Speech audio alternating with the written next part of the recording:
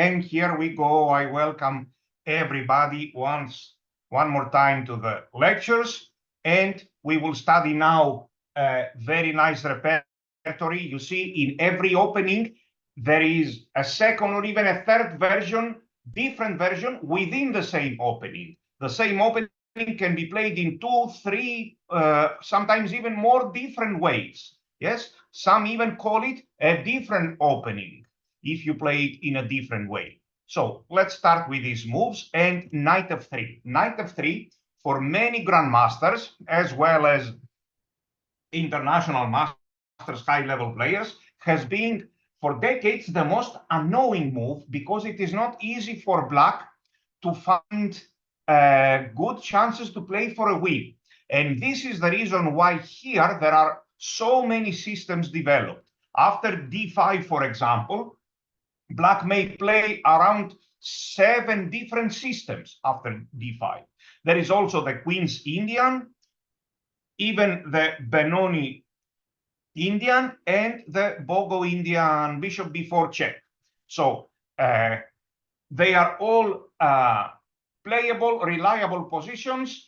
And here we will study a very interesting version for black. After bishop b4 check, we won't deal with this move, of course, which transposes to the Ninjo Indian, but we will deal with the two other moves, knight bd2 and bishop d2. As always, somebody please confirm that you can see me and hear me very well. So, very good. So, bishop d2. After bishop d2, there are several ways for black to continue. Some of these ways have similarities and some are completely different. Our main focus will be on this move, a5. I myself have used this line several times, and it had been very fashionable in the past, many years ago. Then it went out of fashion, and now you can see it occasionally in grandmaster games, this a5 move, which personally I like it a lot, but I don't play so often. So very good. a5 is the move. After a5, our plan is generally to play d6, knight bd7, and e5, fighting on the dark squares. This is the typical idea after a5. Of course, there are many nuances, which we will study today and in the following days. So here are some typical Bogo Indian strategies. White, for example, in this game, played e3. Very often, we will see our opponents, even in grandmaster level, playing logical moves without much theory, logical moves by their mind. We have all encountered such type of players who do not follow the official main lines, but they play some logical moves which make a lot of sense. So this is one of these games in e3. It's not the most common move, as so often in the d4 openings. G3 is the main line, the main theory. Variations with G3. And this will be examined, some typical ideas today and the theory tomorrow. In this game, E3 was played. You can find common ideas after all logical move orders by white. You will find common ideas between A3, E3, which is the move chosen in this game, Queen C2, and maybe even G3. So let's see what happened in this game. E3 and black played D6. This is the most typical idea. One may wonder, can I play D5 here, for example? Yes, we can, but this is an entirely different concept. Our play will focus on this plan generally in the main lines with D6 and E5. So in this game, white played A3, and we take on D2. Very good. Now, how should white capture on D2 in general in such positions? We can find a bishop takes D2 move in 10 different openings very early in the game, capturing a bishop on D2. So who knows, please, these are the typical ideas that we are studying now. So very important from both sides. A very important typical idea is to know how white should capture. Very good. So you have all found the correct idea. The best move is queen takes d2, because white wants to develop his knight to c3, where from c3 the knight controls the center even better. However, very often you will come across this move, knight b takes d2. The player with the white pieces here has a rating of 2050. So a very good level amateur player, knight bd2. Now, here is now an important typical idea. I am sure if you have followed my lectures through the course of time, several times we came across such positions discussing the move a4. Is this the best move? The answer is no. a4, as we will see later, is a very, very important typical idea, fixing the queen side, fixing these two pawns. Now white can never play this move. It will always be meaningless. We will take en passant. However, here is an important, very important principle. Generally, the move a5 to a4 tends to be good in the Bogo Indian. We are not talking about other openings now. We are talking about the Bogo Indian. Tends to be good in such positions when black has access to the c5 square. Then it tends to be an even better move. In other words, when this pawn is either here after an eventual e5 by black and d5 by white, for example, or it doesn't even exist after an eventual e5 by black, d takes e5, d takes e5, and black has access to the c5 square. In these cases, the move a4 is an almost automatic reaction, which usually guarantees black the advantage. However, in such a situation, things are not so clear with this a4 move. It can also be good, but we are not like extremely happy when executing this move and certain that we are going to win the game. So an even better move is queen e7. I really like this move, queen e7, regardless each time of what the computer is saying. We are already by now out of book. We are in move number 7 or 8, and we are out of book, but we are not out of our typical ideas. And this is a big advantage for an opening with the black pieces, that you can get out of the official, very often out of the official theory, and yet know the ideas very well for several more moves. Let's explain why the move queen e7 is the most accurate. Other good moves are knight bd7 and castle, but in my view, the best move is queen e7. Why? For two reasons. First of all, black doesn't want to commit himself with the development of this knight just yet. Why? Because this knight has chances to be developed here, here, and on a6. So black doesn't want to show his hand, as we say, so early. And the second reason why this queen e7 move is very good and has to be played early in the game is that we want to play very fast e5 as early as possible, so that we will put pressure and force once again white to show us his plans. So what can I repeat? In my view, the most accurate move here is queen e7. It really doesn't matter what your computer will tell you here. Generally, it may show something like plus 0.25 or something if you castle first or if you play b6. So it doesn't really matter practically. It has zero value in positions that there are absolutely no direct threats. The plans are what matter. Queen e7 is the move in order to play a very early e5, not committing ourselves with the placing of the knight on b8 just yet. So queen e7, as correctly played by Grandmaster Stochek. Black's rating is close to 2600 in this game. So white played bishop d3. White can play all sorts of moves. For example, bishop e2. We must play e5. Our plan after e5 is usually either to keep the tension in the center, keep the pawn on e5 for some time and postpone the decision, and at a good moment, of course, we may even push this pawn. Taking on d4 is generally a bit more rare in these structures. So e5, and here is the move now. White goes d5. This move is already a mistake, and according to what we have said, black is immediately better. How should black continue here, please?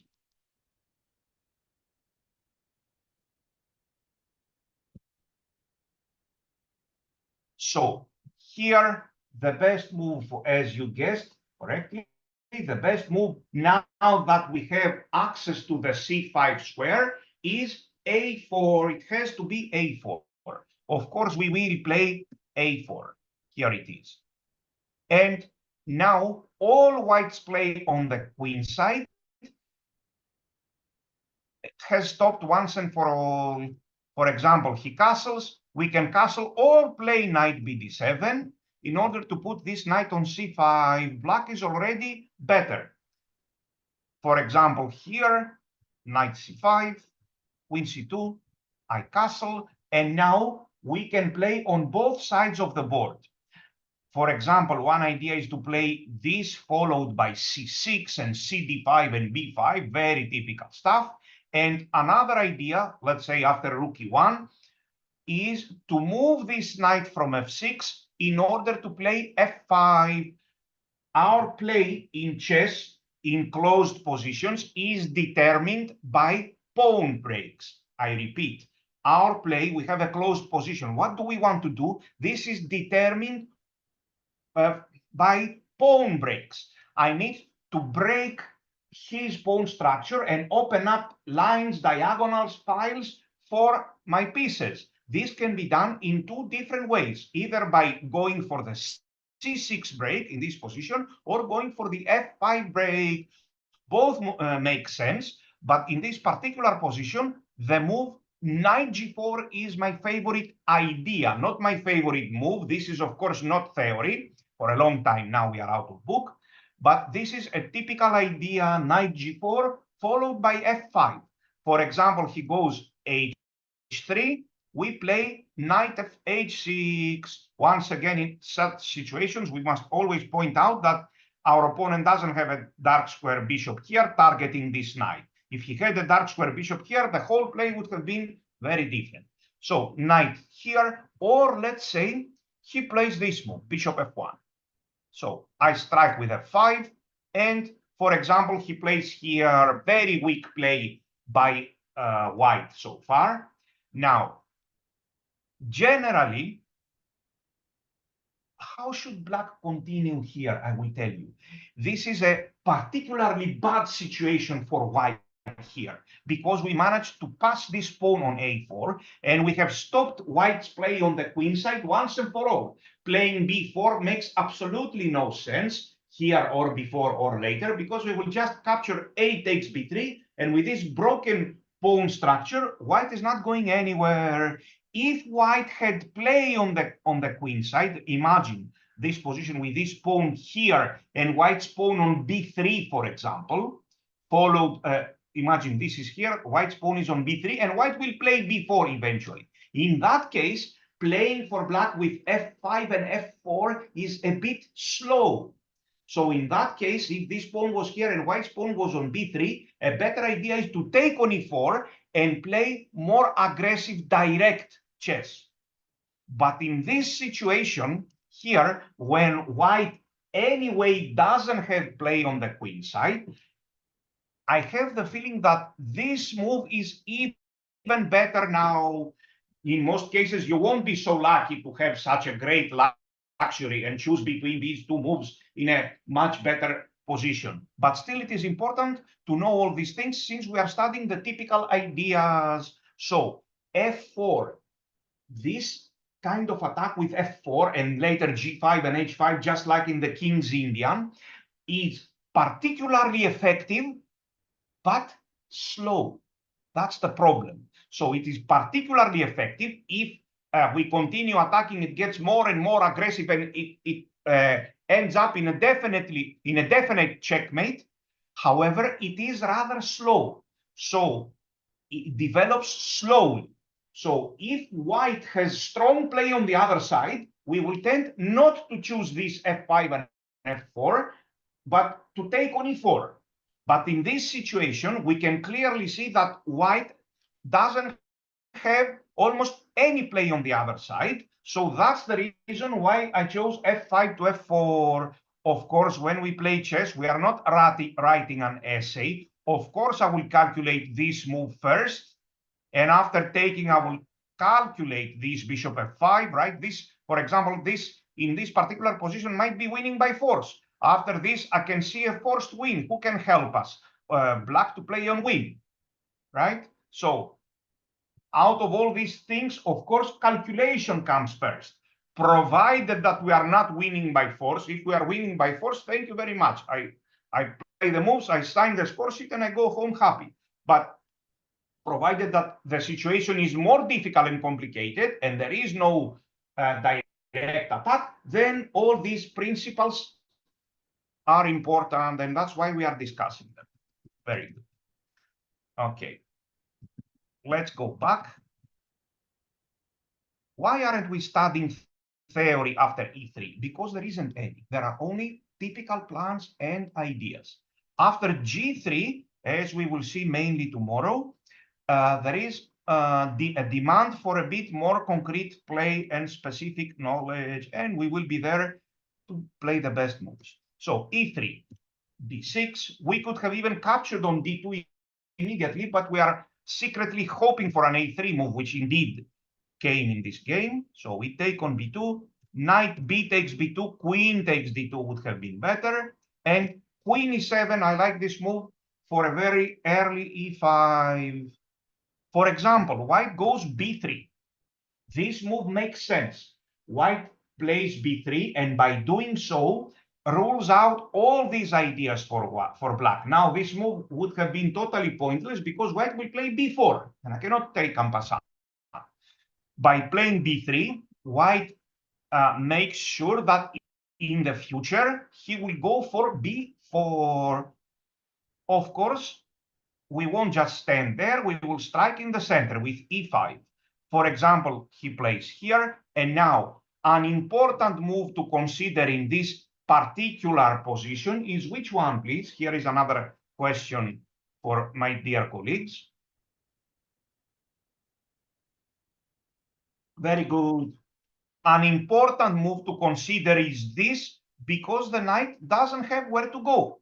If it goes here, it is lost after G5. And if it goes here, we will definitely play H6. And after that, most likely we will take here.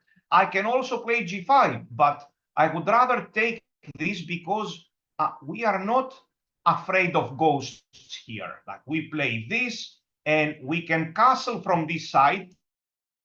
And this rook by himself is not good enough without the help of the rest of the army, is not good enough for white to give a serious attack. Very good. So E5, bishop E2, yes, E4 is probably a better move, but let's say black castles, it's also acceptable. And D5 now. Once again, we see this move D5, but this time the situation is not as bad as before for white. If this was here, we will play A4, but with the pawn here, this is not possible anymore. Now, black should develop his pieces. Should I play this? It is playable, but personally, it's really not in my style. I don't really like this move. Let me put the dubious symbol. We give him one square, and we take one square on E5, but I don't really like it. Here, for example, he pressurizes this. No, and generally, I don't want to give easy moves to my opponent whenever I can avoid it. So we should better develop the knight. And who can tell which is the best move for the knight on B8? Which is the best square for the knight on B8? Should we put it on A6 or on D7? What do you think? These are the typical ideas. Should we put it on D7 or on A6? So the correct move almost always is knight A6. We choose this square, knight A6. Please make no mistake. Don't give me a hard attack here. Look, and play knight a6 here. After knight a6 here, he will give this check and collect the pawn on a5. A careful knight a6. So again, b3, e5. So we are in this situation, and the move is knight a6. This, in most cases, is the best move. I repeat, once again, if I turn on my computer and it shows, oh no, in this particular position, this move is the best. Okay, but you are never going to get this particular position in your life. You are only going to get similar positions several times, countless times. So such a move is an exception. May be played, but it's an exception. Even if your computer tells you that out of all these 100 positions, play this, don't believe it. We need to play the plans. So knight a6 is the move. And why? What's the reason for preferring knight a6 instead of knight bd7? The same goes in the King's Indian. Imagine a bishop on g7 for black, and this pawn here, the knight on c3 and the bishop on c1. This would have been some kind of King's Indian. We prefer to develop the knight on a6. Why? The reason is deep. If we put it here, then in order, we have less choices. In order to develop the rest of our pieces, the bishop on c8, the rooks, and break in the center or whatever, we are forced to play this and no other move right on the next move. While knight a6 is more flexible. If I play here, on the next move, I can play this, but I don't really need it. I can also play here, here, bishop g4, or c6 maybe. So the move knight a6 is more flexible. Very good. For example, he goes here, and should I play knight c5? This move, knight c5, is a very comital move. When you play knight c5, if you think about it, he will play queen c2. And soon, if we don't do anything fast, he will castle and play b4 and send us back to a6. So we will lose two tempi, knight a6, knight c5, and then back to a6.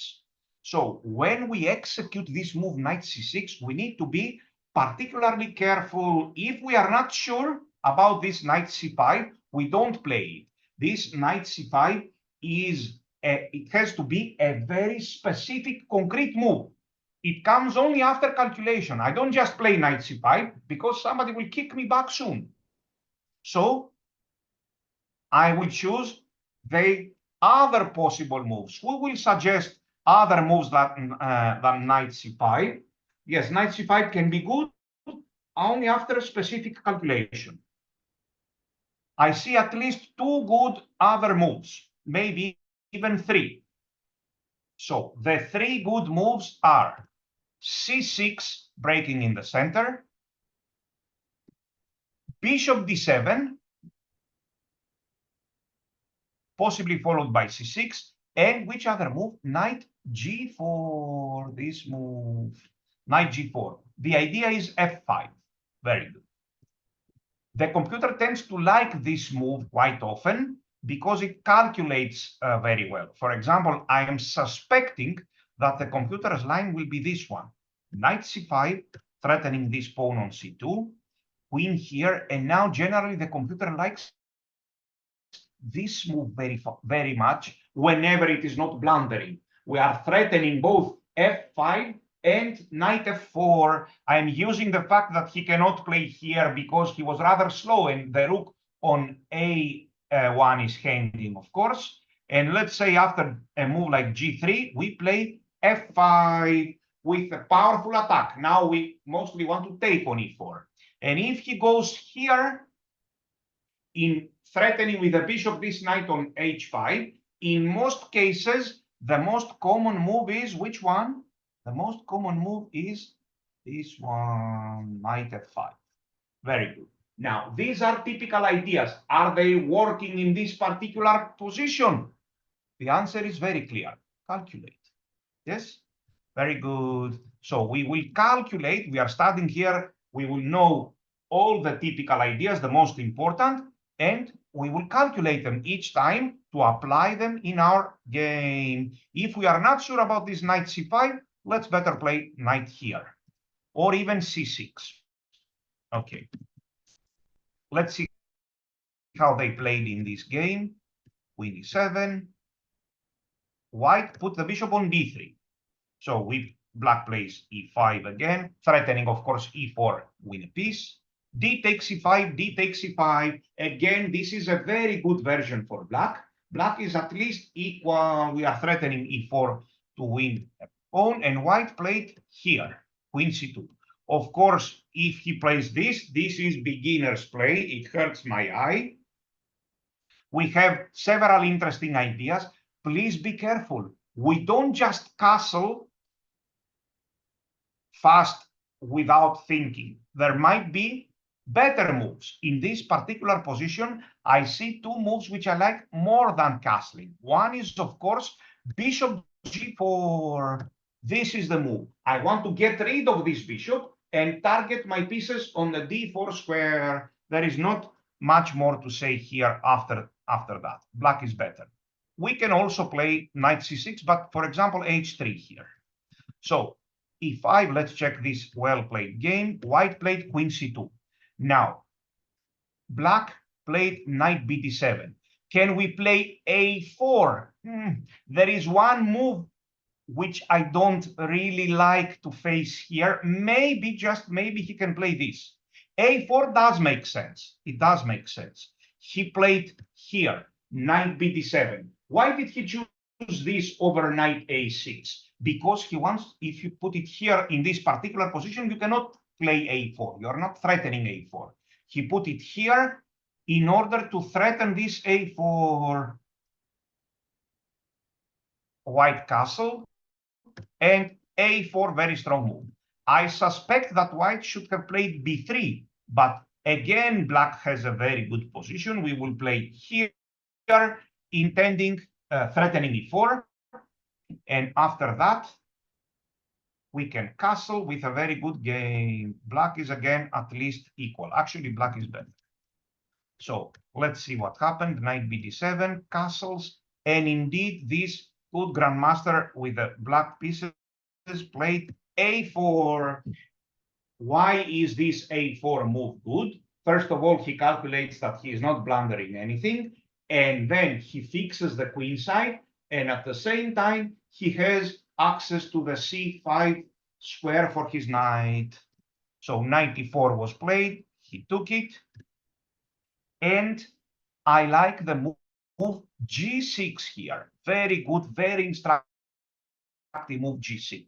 Should we play knight f6? Well, after knight f6, of course, black still has a good position, but somehow we are losing the thread. This knight has another much better square in this position, in this situation. It has to be put here. So knight f6, I don't really like it. After bishop f5, I would say that we have a minimal advantage after bishop f5.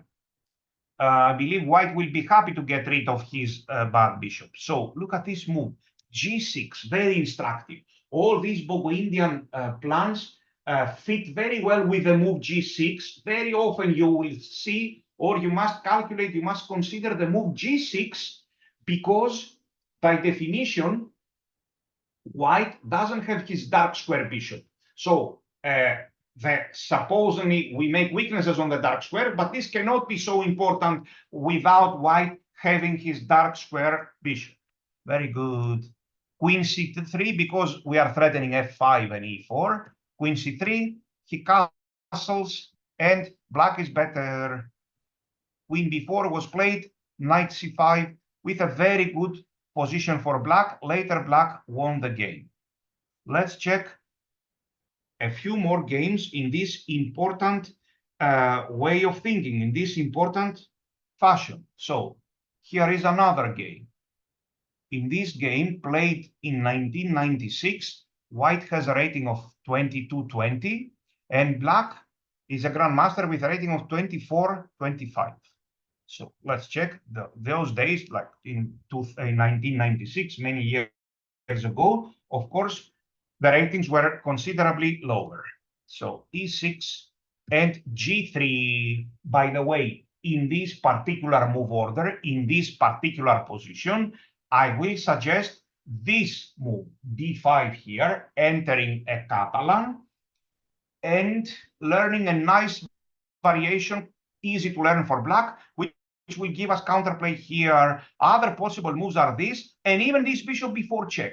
Doesn't this move, why bother to play d5? Doesn't this move transpose to a Bogo Indian? Well, no, because white has not committed himself with knight f3 yet, so he can play plans in this position. Yes, in this game, white did play knight f3, and that's why we are studying it. However, after this, white can follow with these plans, e3, knight e2, and he may claim a small advantage, a nice, comfortable, but small advantage. So that's why in this g3 move order, we will choose d5. And the second reason for that, for choosing d5 here, is that because I want you to have a nice, reliable, good variation against the Catalan, against my favorite opening with the white pieces, the Catalan, which does not require a lot of theory, but it can be played with plans. So check, a5 won't be our choice, but okay. And after d6, knight f3. So this is our main line, starting from a different move order. For the moment, we are not studying the theory. We are studying the typical ideas. Knight bd7 is very important to be played here, as you will clearly see tomorrow again and again in several examples. Why is this move very important? Because we want to, this is concrete stuff now, because we want to play a very fast e5 move. If we castle here, what happens? He castles, and now I am not in time to play such a naive move, because he goes back and our bishop on b4 has a problem. We are losing at least one pawn here. We need to play this. Not so easy. He closes here, threatening a3. Then we need to play this, and here he's winning one pawn with no compensation. That's why it is well known, we will become experts in that we must start with d6 and knight bd7 first, and after he played knight c3. After castling, white is threatening to move his bishop, so we won't castle and bishop c1. Why don't I just take here? No, because I am not in a hurry. I can avoid it. So we played a very early knight bd7 in order to play this move. And as you will see tomorrow, this is going to be a very nice main line for us to study. For example, he goes away, threatening a3, and we are in time to capture here and gain very good counterplay, and these nice dark squares, e5 and c5 for our pieces. Very good. So let's check this strategy, however. Knight c3 was played. Now castles, e5, very logical stuff by black.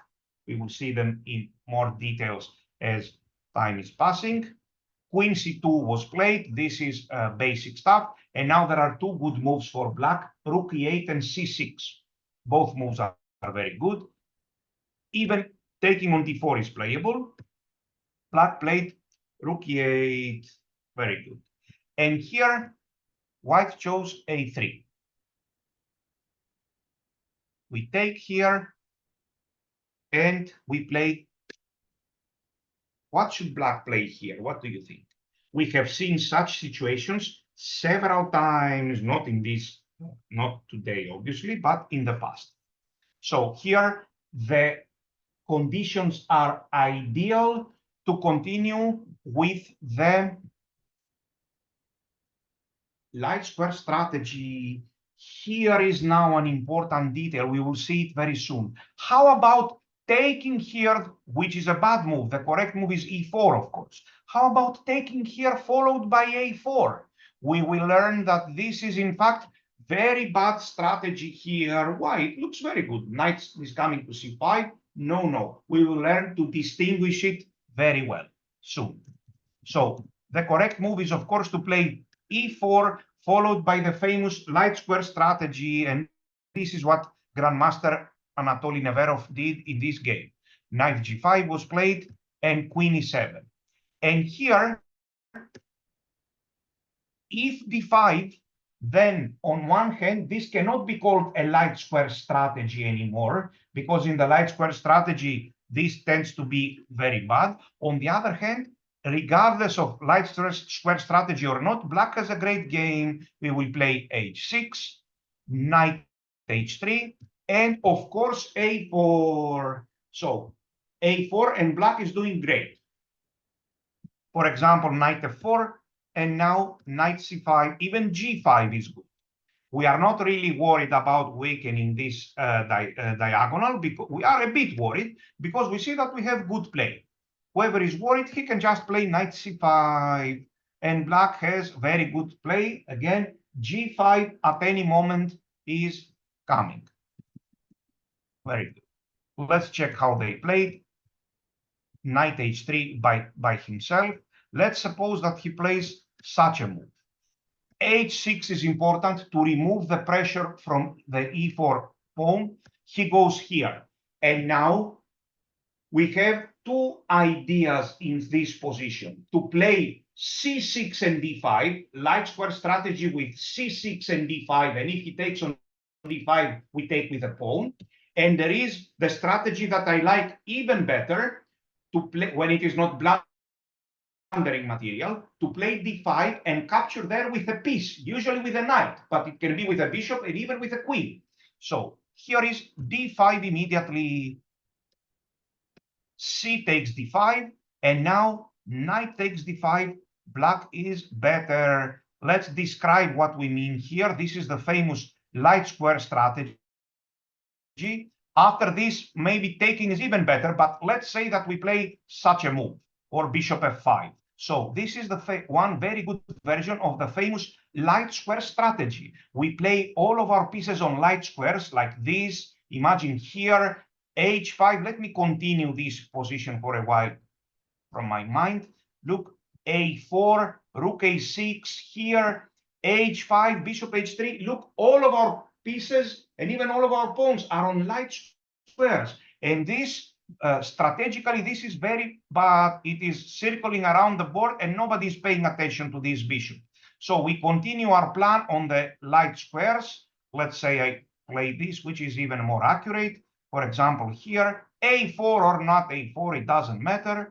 Look, we take here, we bring our forces, and h5, and for example, rook e6, I put it here, c6 if necessary, and we see the play on the light squares, and white is practically a piece down. Very good. This is the famous light square strategy, and the reason why we see this particular game. So d5, no, let's see now how they played this game. e4, this is important. He played here, queen e7, knight h3 by himself, and we reached this position. I see two good moves for black here. Which are the two good moves? Okay, maybe there are even three good moves. Let's suggest a couple of good moves for black here. What do you think? I hesitate, in fact, between three moves.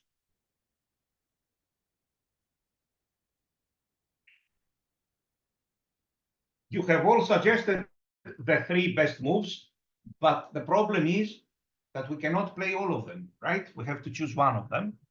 Yes, the three candidate moves are d5 directly, c6 followed by d5, and even this move, a4. This move, now, but I don't have access on c5. This move is played not in order to play knight c5, obviously, but in order to stop white's play on the queen side. So in my view, d5 tends to be the best. Black indeed played a4. In my view, this is the best move, d5. If he goes here, I'm suspecting that, yes, don't be bored. I see this very often. Oh, who calculates? Let's better play c6. We are doing well. No, no, no. We must definitely calculate this one to take here and win a pawn. Yes, if we are not sure about that, we will play another move. The third option is three moves: d5, c6 intending d5, and a4. A4 is in fact the move chosen in the game. A4. White played D3, which is possibly a bad move. He could have played this, but again, black is doing great now with a move like knight C5, for example. Again, black is doing very well. So he played A4 and white played D3. And now there is no question. Black must either play D5 or C6. In fact, there is a third move that quite often makes sense, as we will learn in the coming days. This move, when the C4 pawn has been isolated and there is no B3 without breaking the pawn structure. Now he can play B3, but he will end up with a broken pawn structure. So in such situations, quite often this move can be considered. Let's see what happened. Indeed, black played knight b6, bishop here, and now c5. Please be careful. This c5 move is usually totally wrong in these positions. Our plan is d5, but in this particular situation, it is pure tactical move because it comes with tempo, and now c4 is hopelessly weak, and it will drop as it seems. So that's why he played here. Very good. Another playable move could have been this, but now there is a play maybe with bishop b4. No, again, black is better here. I will put the queen on d8, and after taking, how to continue, please? After taking, we had seen that in advance.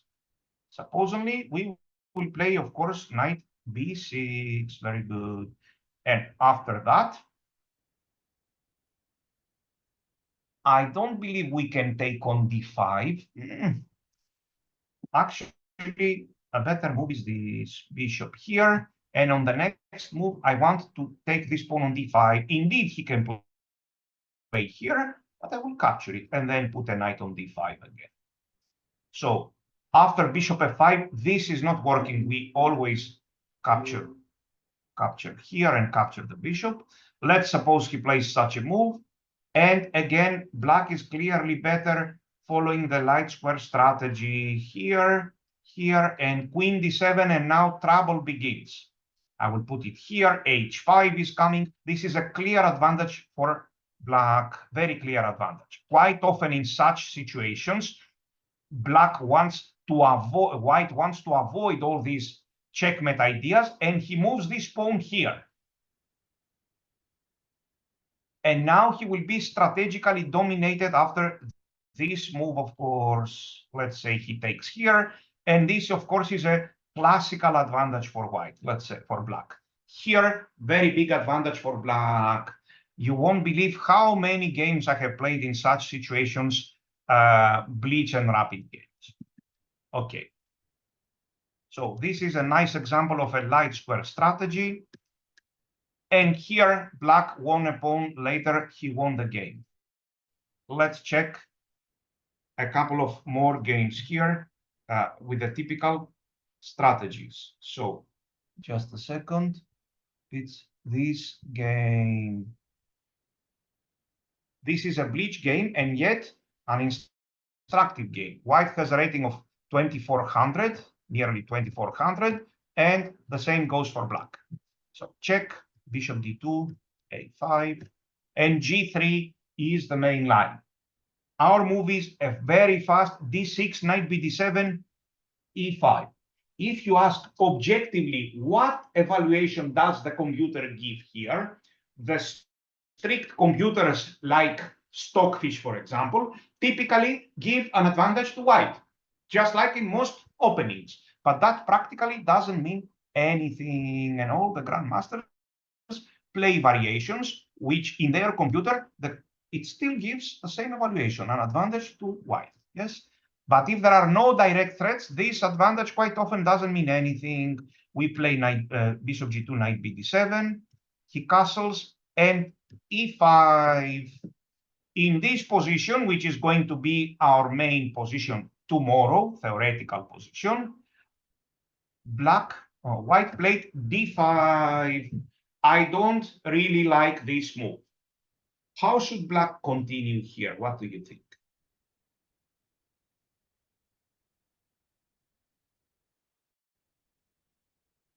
this move d5 is only theory. No, it cannot be theory. It's a bad move. It was a bad inspiration over the board. How should black continue? What do you think?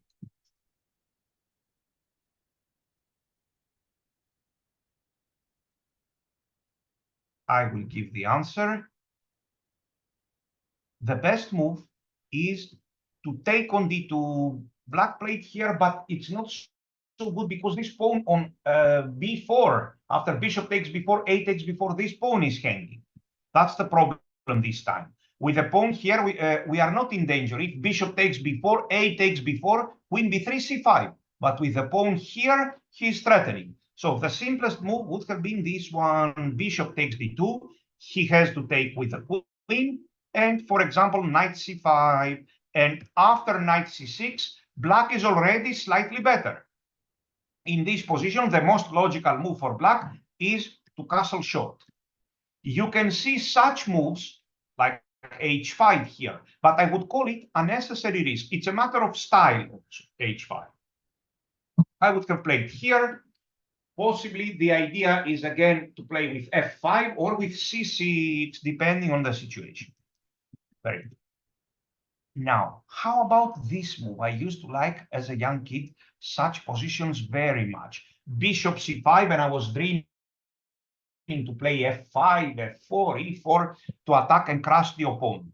Yes, bishop c5 is playable too, but it's losing some time. And after knight c3, we will castle. And all the time we have to reckon with such moves. By the way, here, I believe we can play this move because if he takes on a5, we will take on f2 with check.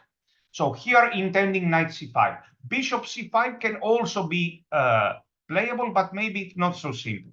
So he castled, and now white lost a chance. He should have taken here and queen here. The computer says that black is not losing a pawn. In fact, he can play this, and after queen takes b4, rook a4. But we immediately see that the knight on b6, like the knight doesn't really belong to this square. Look, this way we can keep the pawn, but our pieces feel very unnatural. Okay, so instead of taking on b4, white played here, which is a weak move, and this time black captured on d2, and we are back to normal. Queen takes d2, and knight c5, black is better. White played knight c3, and now b6. I don't really like this move. This b6 is not necessary. I see it all the time. When we play b6, we are losing this pawn break. With a pawn here, this can never happen anymore. So what to play in this position? This move makes sense here. This move makes sense. I would like to provoke moves like g4 or knight h4, and then I will go back to d7. And possibly even this move makes a lot of sense. I play this knight here, and after taking, I take it. And after this move, what to play here, please? As you can see, we can easily play which move? We can play, of course, f5, with very good play for black. And after this, I would like to put this knight back to c5. So here, our next move can be f4 or e4 with very good play. He goes here. Now, again, we have a dilemma. Should I take on e4 or should I play f4? What do you think? How should I think here? How must I think here? I must calculate, first of all, if I'm winning in one of the two continuations. I am not. And then I should evaluate how fast or how slow is white's attack on the queen side. If I consider that white is very fast on the queen side, I will react with fast play in the center. I won't give him the right. But if I consider that he's very slow because he cannot play here, I have a4. White needs to play b3 and then a3 and then b4. If I consider that this is rather slow, I will play f4. So both moves make sense. Yes, here I cannot answer you right away which move is better. If I had this position in Bleach game 10 times, let's say 6 times I would play f4 and 4 times I would take on e4, for example. Yes, there is no clear answer to me which move is better here. Okay, very good. But it's good that we all understand the plans. Let's see what happened. He played b6, so generally let's better avoid this move. Queen c2, indeed, that's a good move. Queen c2. We are controlling all these, white is controlling all these squares, and his plan is, or should be, b3 and a3 and b4. Black played knight h5, it also makes sense. Knight d2, I think white should play here, but then f5 is coming. Yes, black does have a good game. He played here. Of course, we must play f5. And here, this is a totally pointless move. The bishop is misplaced on f3, and the knight is well placed on f6. He went back. Yes, okay, this is, in fact, this is a bleach game. Yes, queen e8. Regardless of that, we examine the ideas. After such a move, quite often we allow him to take, and we take with the b pawn. This is a common idea. So black is better, and later he won the game. Very good. Again, this is some kind of black square strategy, dark square strategy. Now, let's check another game here, another very instructive game. Again, in the typical ideas of the Bogo Indian with a5. So, queen c2 was played. White has a rating of 2150, and black has a rating of 2600, approximately. So, queen c2. Indeed, this move is a logical developing move. It does make sense. Black played d6. Of course, he can play d5, but that's an entirely different story. He played d6. g3 was played, and knight c6. I don't really like this move here. It's kind of unusual. In my view, this move makes more sense here, followed typically by e5. Very good. So knight c6 was played. What is the problem? According to the computer, knight c3 now is very powerful, followed by a3. Okay, but black played a3 immediately, white played a3 immediately. We take it, knight takes b2. Now black again has an acceptable game. Can we play a4 here? Yes, we can, but we are not jumping out of happiness because for the moment there is no access to c5. Nevertheless, a4 does make sense. Black played e5. It also makes sense. d5, and this is the problem when we play knight c6. We don't have very good squares. We need to go back to b8. Black put the knight here. I think this move is better. By the way, after this, how should white continue? What do you think? That's a nice strategical question. You see, these questions and these positions show the understanding of this line. How should white continue here? Let's see.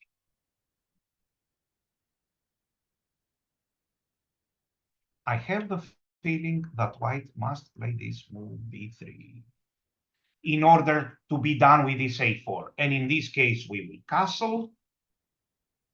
We will play knight a6. Should I play here? No, absolutely not. White will play e4, and this rook is doing nothing. We want this rook maybe to play f5 later. So we should play here. And after this e4 move, now we hesitate between knight c5, knight g4, but especially when this bishop is here and it is absent from these squares, the move that tends to be better is the other plan, the plan to play on the queen side. In other words, c6 is the plan. For example, he castles. Let's see this typical idea, and we play here, followed by b5. Black is doing really great here. And queen b6. Black is doing really great. Actually, let me pass this knight on c5, threatening knight d3. So here, queen b6, black has a clear advantage in this position. Very good. With these typical ideas. Remember, when this bishop is on g2, blocked by these pawns, e4, then the move c6, and in general, the play on the queen side tends to be better. This move is also very interesting, and after castling, we can consider c6 or even b5 immediately. Yes, this is when the white bishop is stuck and closed on g2 in such a situation. Very good. Let's see how they played. Black played this move. I suggest knight b8, but he played this move. And bishop g2 and a4. White should have played b3, of course. He played this. a4 is good enough. All is good for black, but I don't really like our knight on e7. That's the problem. So knight e1. Again, knight d7. According to the computer, this move is better. Yes, such annoying little moves can be seen several times, because if he's forced to play f3, then he is reducing his influence, the influence of the bishop on g2 in the center. For example, I play here, and I want to continue with c6, or maybe even b5 immediately. Very good. So here he played b6. The idea of b6 is to stop c5. This would have been an even better move. What if he plays c5? Well, imagine this strange thing. If white plays c5, c takes d6, c takes d6, it is in fact the same as if black plays, look at this trick, which is almost like an illusion. If black, now regardless, forget about the Bogo Indian for a minute. If white here generally plays c5, c takes d6, c takes d6, it seems that he has some air of aggressive play and attack, and yet it's the same as if black played c6, cd5, cd5. Check these positions. c6, cd5, cd5 is exactly the same with c5, cd6, cd6. Yes? Just in one case, it has the feeling that black is attacking and dictating the play, and in the other case, white is dictating the play. So this move, in other words, and taking here is not like so tremendous. So f5 is also very good. Okay, save. Okay, now we saw dark square strategy and some examples of light square strategy. I would like to also show you this very instructive game by one of my students of the past, an international master with a rating of close to 2400. So let's see what happened in this game. E5. And here white chose to take on e5, d takes, and d takes. Black already has a totally acceptable game. a3, and black takes on d2. Queen takes, and now, strategically speaking, the desirable move, we all know it by now, is a4. However, it has to be calculated, because it gives some, now for the moment our position is loose. We haven't castled yet. I see some queen g5, left and right, some queen c3. So I'm not sure 100% that the move a4 is the best. Instead, black decided to castle, and I believe this is a better move. For example, after this, look, things are not so simple. We are not naive thinking that our opponent will start playing bad moves like this. For example, he may consider this move, an annoying little move, and enter some complications. Yes, so you must feel it that here we are kind of lagging in development. So let's castle, and if he wants to play b3 here so badly, he may do it. He played knight here instead, and I like this move, c6. Please pay attention to what we are going to say now. Very, very often in chess, you can get such type of positions where only the d file is open. And we have a pawn on c6, typically restricting this bishop on g2. in such situations, the D file is almost always of no use. Surprisingly, it's useless for white. This possession of the D file, it's useless because there is only this entry square, which is not important. So white played rook f to d1 and queen e7. In fact, black is slightly better in this position. Indeed, white played a move like this, e3, and rook e8. Black refuses to play e4. He prefers to stabilize his position. And look what happens now. Queen d6 came, naturally, and knight c5. Look, we can feel it, that white doubles his rooks on the d file, and he's not really going anywhere. And another important thing to note is that in such positions, black, and this is why we are studying this game, first of all, to clarify that possession of the d file is usually meaningless. Then another thing to clarify is that we very much want to give our light square bishop for one of his knights in this situation. Why? Because his knights are very valuable. In this situation with d5, d5, white's light square bishop is very bad. So we play here a4. Yes, this is important. Now he's threatening b4. Previously, b4 was not a threat because it was hanging. He plays here. Indeed, he's threatening b4. So a4 has to be played. And if it was black to move, black wants to play bishop g4, bishop takes f3. I have seen even grandmasters failing to note that principle. So rook d8, which is a totally pointless move. Okay, he has some threats, but look, bishop g4, nothing is hanging. And after taking and taking, and for example, rook d6, according to what we have said, should we play knight f to d7, for example? The answer is no. We should not lose the chance. We must take on f3.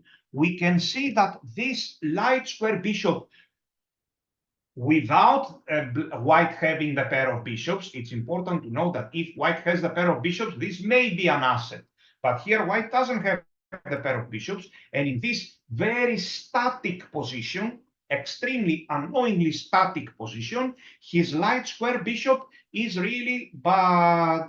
Is he going to capture this pawn on a4? No, we are protecting it 2 times already. And if necessary, we will do this. Remember, this is another typical idea. Protecting what needs to be protected and attacking what needs to be attacked.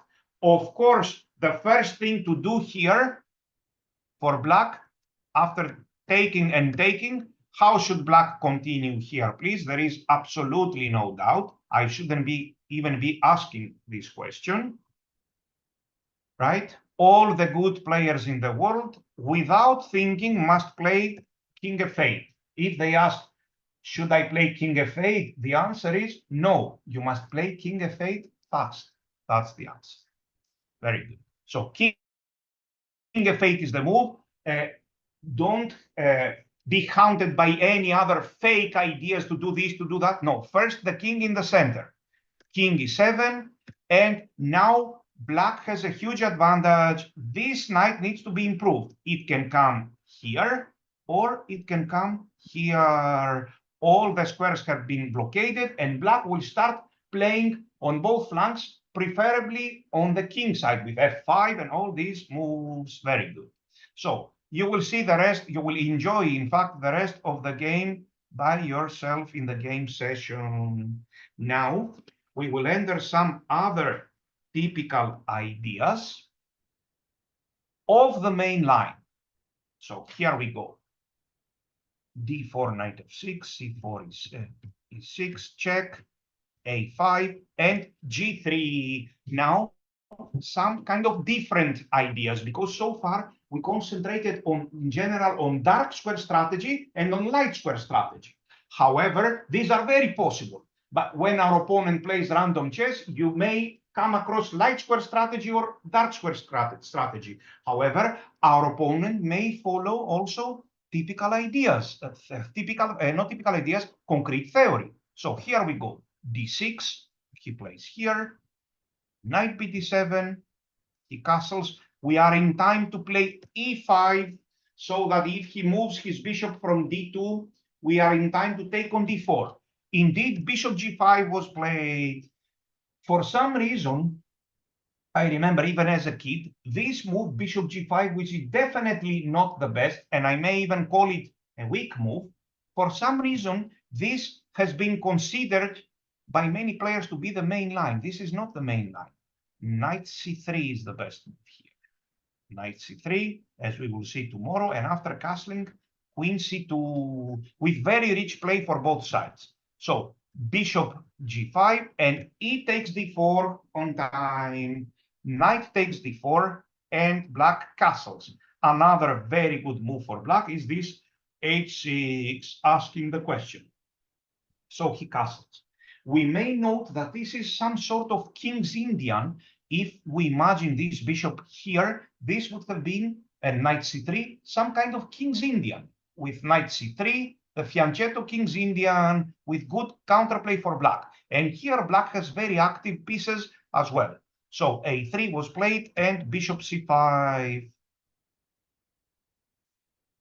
This position is very hard to play for black, says one of the players. In fact, if you learn the typical ideas, it's going to be much simpler.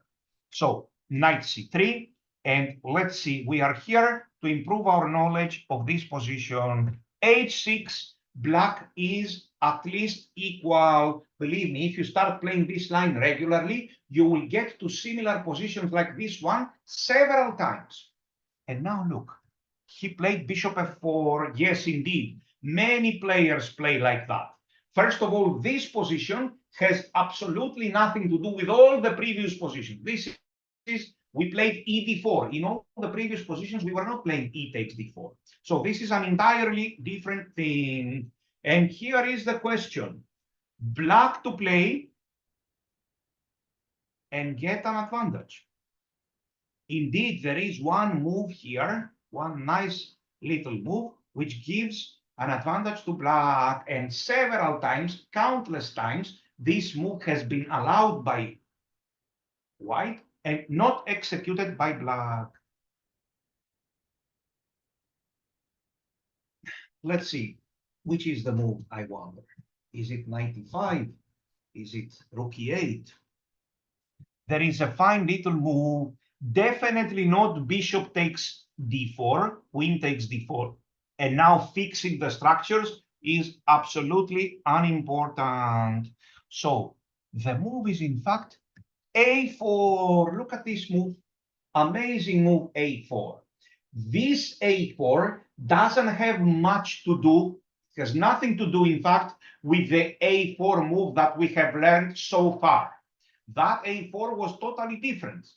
But I do have access on c5. No, this play is totally different here. We committed the move e takes d4. It's an entirely different position.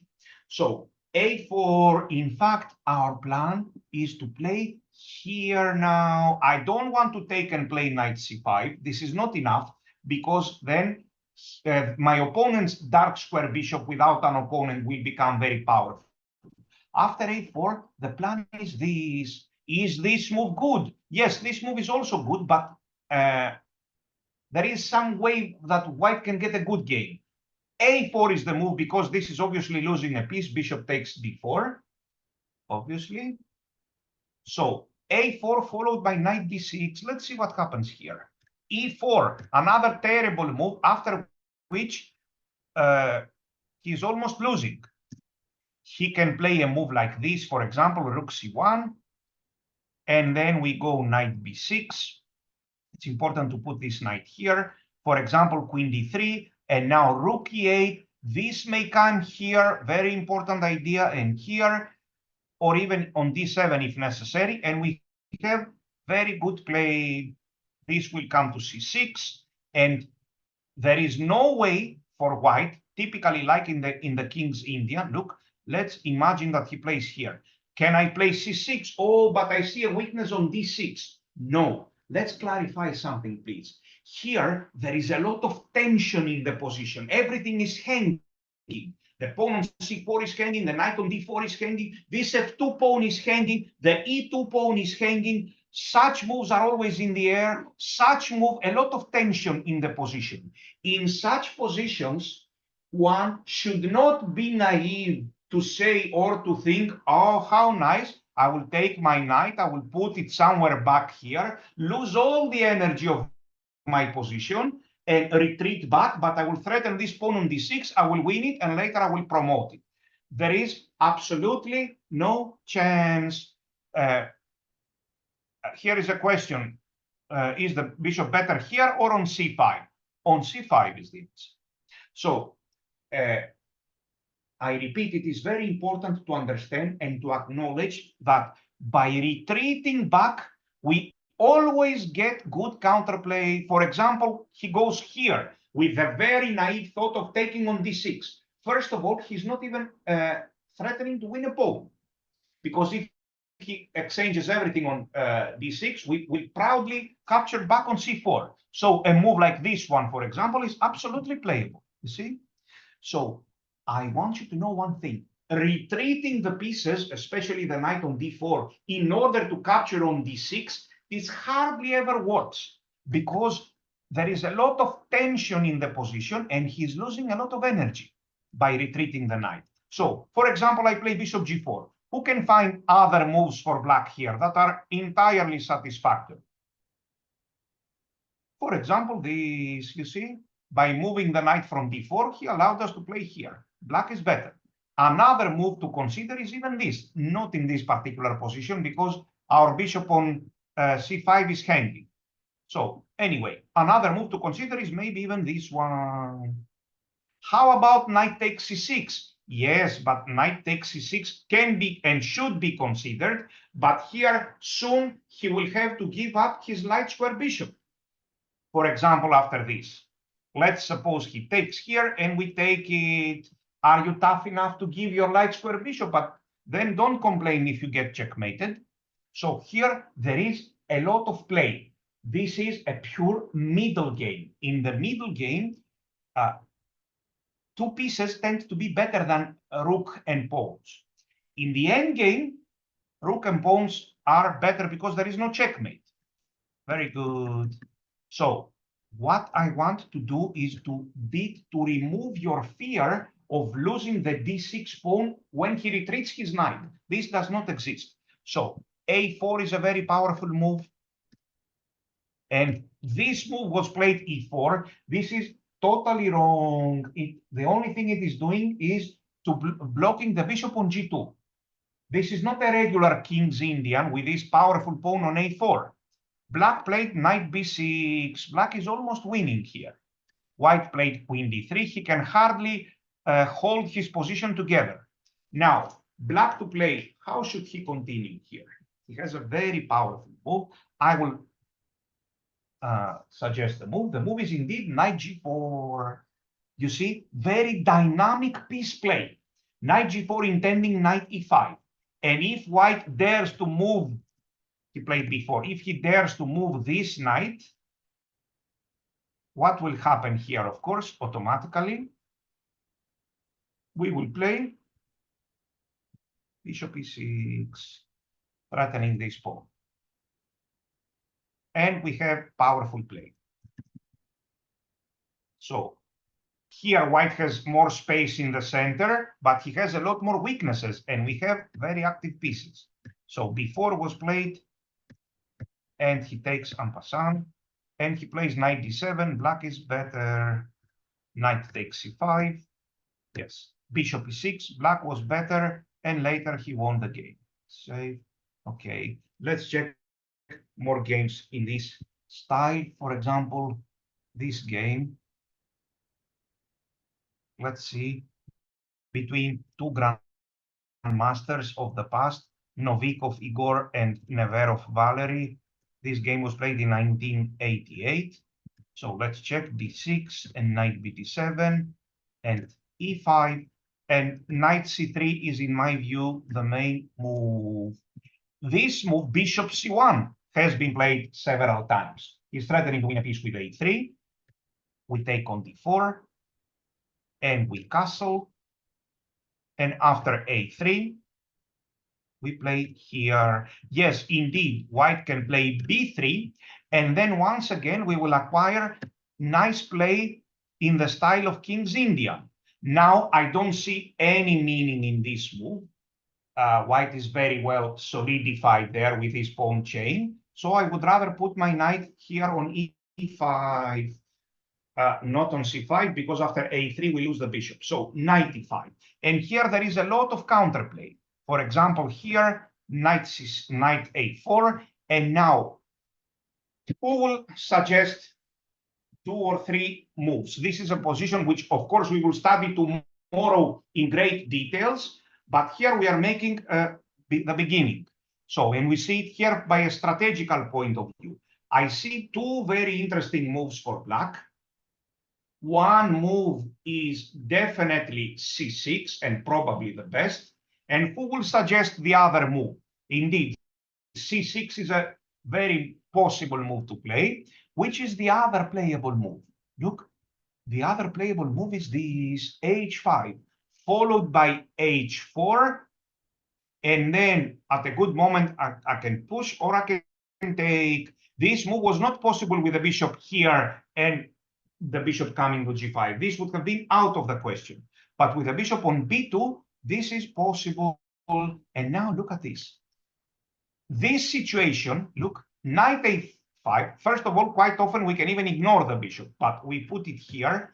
Knight b5 and bishop b8. Wow. Yes, this situation tends to be very comfortable for black, in fact, because we want to just push c6 and push him back. So I have seen this situation several times, and in all cases, black is doing great. So here, c6, he goes back, and now bishop d7, we can play bishop a7 with very good play, h4 with tremendous counterplay. At a good moment, we can always play d5, and after take back with a c pawn and get a very energetic, isolated pawn. So, for example, here I play some moves like e3, bishop a7. You see, I am not afraid to abandon this pawn on d6, because whenever he dares to touch this knight on d4 and move it backwards in order to attack the pawn on d6, he will lose a lot of energy and counterplay will begin. So I try this bad move. I know this move is bad, even without calculating. He tries this bad move, naively hoping to just take on d6 and losing energy. I take on g3. What is the meaning of taking on g3? Now that there is no h3 for white anymore, after h takes g3, h takes g3, white cannot play h3 anymore. So the g4 square is practically a strong square. If we establish there a bishop or a knight, he can never play f3 because of too many weaknesses, and he can never play g3. So look, bishop g4, very powerful counterplay by black. This pawn on d6 can never drop so easy. For example, after this, b5 is a very nice way to play, and typical idea, as we will see. Of course, here we will start crying. Knight f3 is coming, bishop h3 is coming. And another playable move after that can also be this. How about this move? Knight f3 check, takes, here and here, for example. I'm pretty sure that even here we have a lot of compensation. But how about this? We must start calculating whether we are winning by force after queen h3 or not. Maybe we're not winning. Yes, we need to calculate. But it's quite clear that black is doing great, very good. So our plan is to learn and play such positions. Let's suppose this time that we saw this b3, rook e8 with nice counterplay. Let's suppose he plays a3, bishop c5, and knight c3. So how should black continue here this time? Let's see.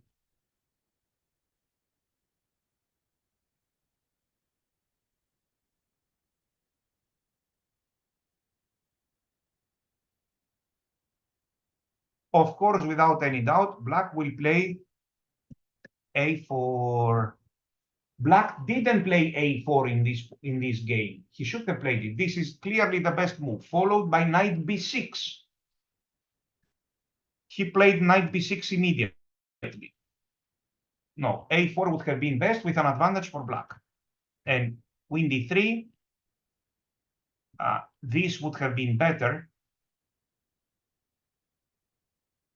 Queen d3, and now, of course, a4, very good. Black is doing great. And this is not what happened in the game. In the game, knight c3 was played, castles, queen c2, and rook e8, and white played e4. You can consider this to be the main line. This is a strange situation where two entirely different strategies, the dark square strategy and the light square strategy, are touching each other, and it is white to choose which one he will allow. So white plays e4, and he is threatening a3. Let's clarify something, please. Here, black must take. Let's evaluate this move. I see such mistakes several times by grandmasters. Look, this is a very bad move in this position, because after a3, bishop takes c3, bishop takes c3, we take on d4, he takes on d4, and we happily play a4, a4, look, a4. In fact, this is a very bad position for black. White is strategically winning here. Why? I put my proud knight on c5. No, no, no. White has a huge advantage. He will start attacking with f5, and who cares about this? Our plan is not this move. Who remembers the principle that interferes, the strategical principle that interferes here? And although we fixed his pawn structure, white is much better. Why is this happening? I will give you the answer. Because fixing the structure, we have said several times in the lectures, this important principle, fixing the structure with a4, for example, here, is absolutely meaningless and quite often harmful when our opponent has strong play in the center or on the other side, on the king side. In this particular case, indeed, white has very powerful, strong, and forceful play in the center and on the king side, like this, and here with attacks, with such moves, and g4. Imagine that nobody cares about this fixing of the structure on b3. Very good. So this is why after e4, c6 is a mistake. We must take on d4, and here, after an a3 move, we will always play bishop c5 and not bishop takes c3 and a4. So black played knight e5, active play, b3, and bishop c5 with very good counterplay. Knight c to e2 was played. Yes, of course, there is no bishop e3 we play here. He played knight c to e2, and now c6 with very good counterplay.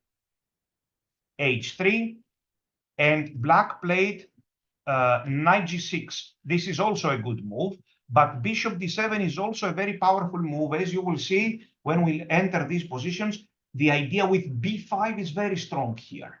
And let's discuss a little bit this situation. Look, f4 here, and king h2, for example. So let's discuss these strange situations, which quite often is misjudged, misinterpreted, even by very good players. So look what is happening here. White has happily occupied the center with his pawns. However, this center is the only thing that it does is to be hanging. Look, these pawns there, e4, f4, they are all very weak and fragile. And let's consider it objectively. This move is never going to be good, not even possible. This move is never going to be good. this move is never going to be good. And this move, as it seems, it's never going to be good either. I see all these sacrifices with queens approaching on h7. So you see, white has set up his center there, hoping one day to push one of his pawns. But in fact, the situation is such that none of the pawns cannot be pushed for a long time. And if they cannot be pushed, then they are weaknesses. I have news for white. If they cannot be pushed, you cannot just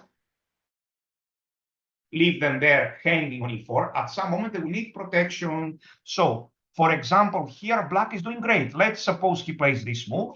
It's even black to move. Yes, b5 is a very powerful idea.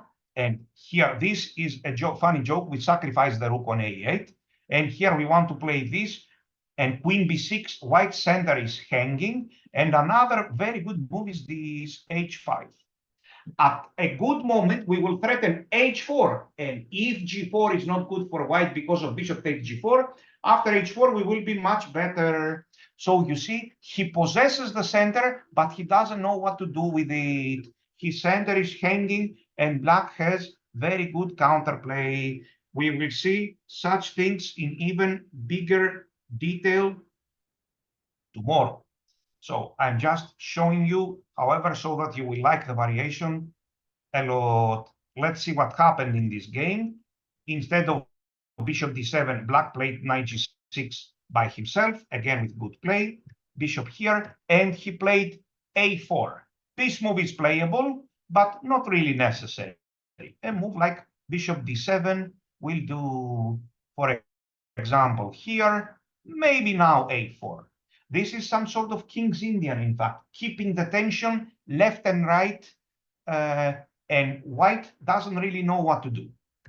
For example, here, I take on b3 to gain some energy, and I can go back here again, for example, to threaten some knight g4 ideas, and there is a lot of play. b5 is our typical plan, and black is doing great. f4, again, back to g6. Again, we don't care about this rook on a8, of course. And we gave him the center, and we are striking left and right. For example, again, here, I take it. I play here. Look, very annoying King's Indian type of counterplay. Very good. So these are some basic and very important strategies. We saw the dark square strategy, where we keep a pawn on e5 in all cases. We saw the light square strategy, where we put it on e4, this pawn. And we saw the typical play of the main line, which we will see again tomorrow, backed up by concrete theory of the main line, where what do we do with the e pawn? We take on d4. So it's either keeping the pawn on e5, pushing it on e4, or taking on d4. Very good. So that would be all for today. I hope you liked it, and I hope I mobilized your curiosity to study the game, to study the line even better tomorrow.